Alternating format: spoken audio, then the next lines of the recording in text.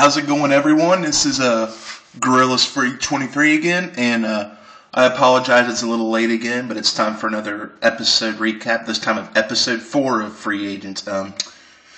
Just a side note, I've been extremely busy with school again, yeah, as usual, except this time it's the end of the semester, so I actually have 2 professional portfolios, on top of an essay, on top of a huge book presentation, so yeah, it's a lot of work. Oh, and I have to make another video for school, so I've been extremely stressed lately, plus I've been working, you know, my usual 30, 40 hours, except this week I was lucky to only get 22, but anyway, episode 4 was, I thought this is a great episode, let's just get right to it. I don't think there was much significance in the drama of this episode, so basically, it opens up, everyone's a little paranoid, who to trust, blah, blah, blah. Even though they said there wouldn't be any alliances this season, which I knew was a bunch of shit, but, basically, let's get right to the elimination. Or not the elimination, I'm sorry, the, challenge. Today's challenge is called Bounce Out. Basically, it's divided into 2 teams. Again, they split the, number of people. I think it's 11 on each team. And there's, of course, the team captain, blah, blah, blah. They pick the teams. There's a yellow team and a red team. Anyway, each team has to have 2 designated balls. It could be 2 people, random people on your team, which both teams pick 2 guys, which makes sense, to be the ball. You run around on the field with a big helmet with your face on it, and usually it's an embarrassing photo, similar to, if you watched The Duel 2 and The Losing My Mind, I think it was called, where they had to wear helmets with their face on it, that's exactly what that looked like. Anyway, but this time you can actually see pretty well, but anyway, because it's a clear helmet. But anyway, basically it's like human soccer, to say the least. Round 1, you use one of your balls, each team, and the goal is to get your ball and the other goalie. Only the ball's a person. So you got to guard your person and get that person in the goal. And then round 2, you use a different ball. And then you do round 3, which is that same ball. And round 4 is the finale. So anyway, let's get to it. Round 1, the balls were Johnny and Zach. Yeah. Anyway, Johnny flies by, and Johnny's a beast, like I keep telling people. The guy really does not, like, have many flaws anymore.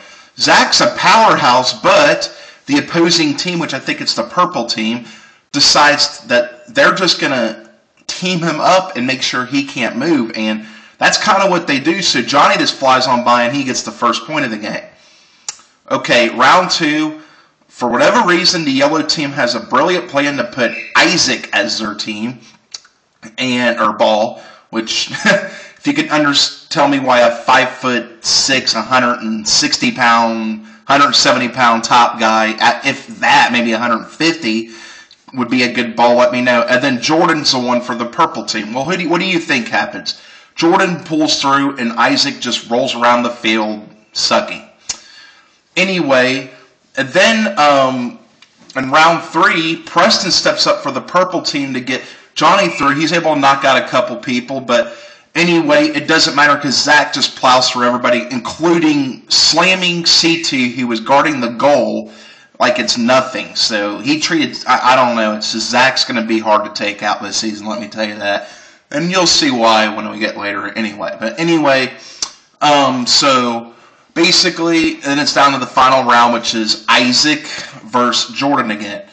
Well, it's pretty tough, because Isaac does a little bit better this time. Jordan's struggling through because the opposing team's guarding him, but Preston is able to shove Jordan right in and block other people. So basically, even though the balls take the most credit, Preston, on the other hand, was able to show himself up a little bit.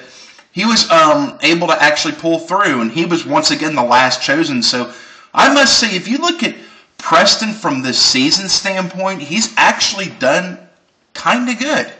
You know, I won't say he's done excellent, but he hasn't done bad. And, well, here he is, safe from elimination again. And, you know, and I predicted him to make it far because of alliances, which is true. He's well-liked, and people don't want to vote him in. And people also don't want to vote him in because they think if he makes the final that he's an automatic last-place finish, which is probably true. But anyway, So that happens, and then the deliberation. And this time, for the first time this season, they deliberate as individuals as opposed to a team. Not everyone's agreeing with everybody. So anyway, they vote, everybody gets their votes in, and basically the two females that were tied for the vote were Anissa and LaToya. And CT ends up being the tiebreaker when they do it all over again. They do a tiebreaker, and the tiebreaker is basically, it can be Anissa or Toya only. Well, CT's the tiebreaker after they tie again, and he's pretty loyal, I must say. And he says, you know what, Anissa's my friend, I'm voting LaToya. And so LaToya's going in for the girls. For the guys, there's also a split. Some people want Leroy, some people want Jordan, or not Jordan, I'm sorry, Isaac. But anyway, the guy that gets voted in for the guys, surprisingly, is Brandon. And I don't even think there was really a legit reason why. I think it had to do with the fact that not many people, even though no one's really an enemy with Brandon, not many people are friends with Brandon. And that really pissed me off because, like I mentioned, I'm rooting for Brandon just because I feel like he's the ultimate underdog, and not enough people give him credit, and I feel like he has extremely bad luck. So I like seeing the good guys with luck win. But anyway, I was pretty disappointed to see that. But anyway, so it's Brandon and LaToya that were voted into the elimination. Anyway, the elimination comes up, and basically, well, first of all, I should tell you, I actually lied a little bit earlier. There was a lot of drama involved. Anissa's pissed that people even voted her in. And Brandon doesn't, Swift was the deciding vote with Brandon, and I guess Brandon and Swift were good friends, but they even had duked it out a little bit, and I don't blame Brandon. Why would you just follow your team like that? But anyway, basically, that's really all there is to that. So basically, today's drama revolved around the elimination, which isn't too surprising. That happens in almost every season. But anyway, today's elimination. Well, first of all, we got to see who gets the bad luck of the draw. Guess what? Even though this is Cara Maria, poor Cara Maria, guess what? It's her 4th straight draw, and guess what? She gets the kill card again. This is the 2nd time this season that the same person got the kill card 2 times in a row, Frank and now Cara Maria. And I know people like to show their distaste for those conspiracy theorists, but I'm kind of wondering myself if there is something here rigged, because what are the odds of 2 different people drawing the kill card 2 episodes in a row? I mean, that's just weird. I mean, the odds of that happening are ridiculously slim, and it's happened twice now. So anyway, Cara Maria is going in, and for the guys, poor Brandon, because like I said, and another thing that might make me think this is rigged, we saw Brandon get paired up with Caitlyn on his first season. We saw him get matched up against Derek, which, I mean, Derek Konsiski is a fucking beast and beats a lot of people in eliminations.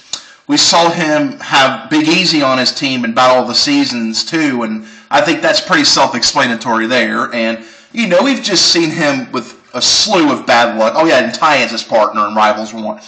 But anyway, sure enough, Zach draws the kill card, so it's Zach versus Brandon. Well, and it gets even worse. The elimination is called Oppenheimer. Don't ask me why it's called Oppenheimer.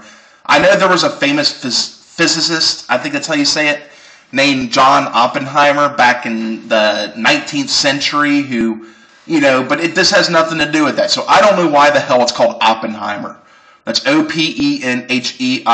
As a matter of fact, if you have a good theory of why it's called that, message me, because I actually want to know why they came up with that.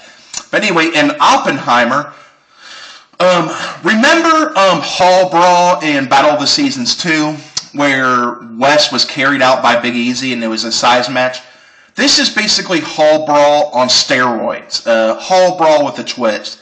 People start on opposite ends, they run around in a circle, crisscross each other, and then they run to the opposite sides and hit the bell. You're in a narrow little cage where you have to slam into the other person.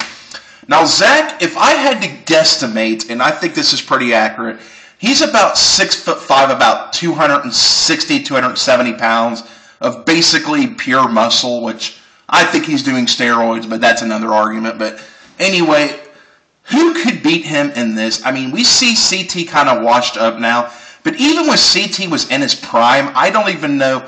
He could give him a good run for his money, but I don't even know if he would beat him.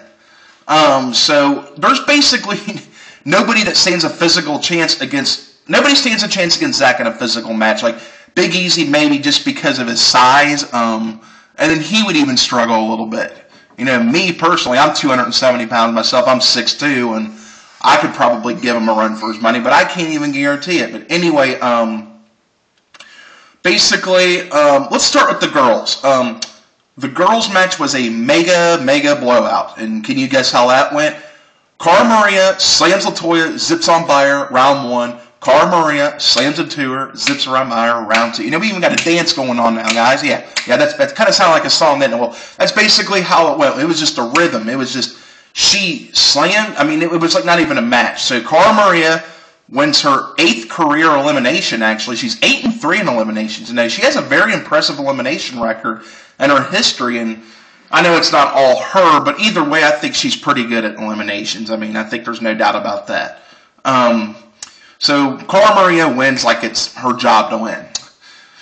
And now it's time for Zach and Brandon, which basically the first round, they run, and Brandon decides to get down and just kind of shove Zach out of the way. Well, it backfires, and Zach just steamrolls him and back, and he rings the bell, round 1 easy. So round 2, Zach tries every bit he can to avoid him. He does a pretty good job of just kind of like side jabbing him in a way, just barely hitting him.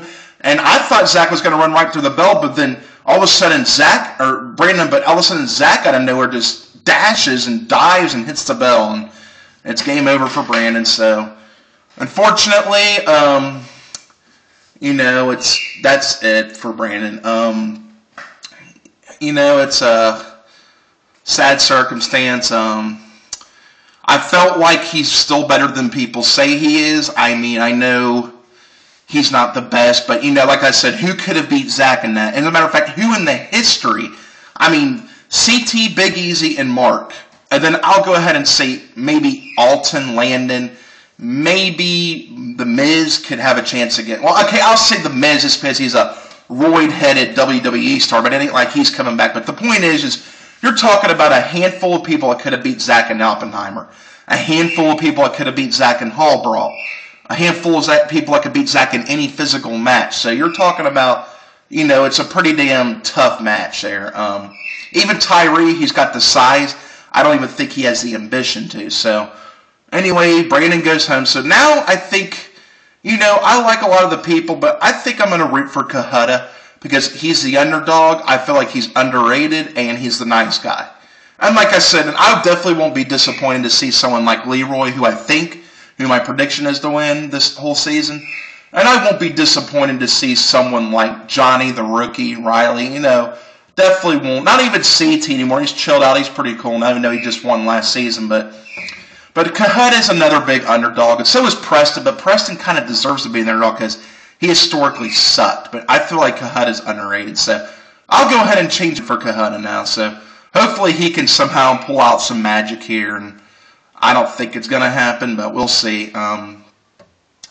Anyway, so till next time, and it's getting to the point where I could actually watch the trailers and figure out who's going to go home. But anyway, that concludes this recap, and hopefully next time I have it a little bit earlier. Okay, see ya.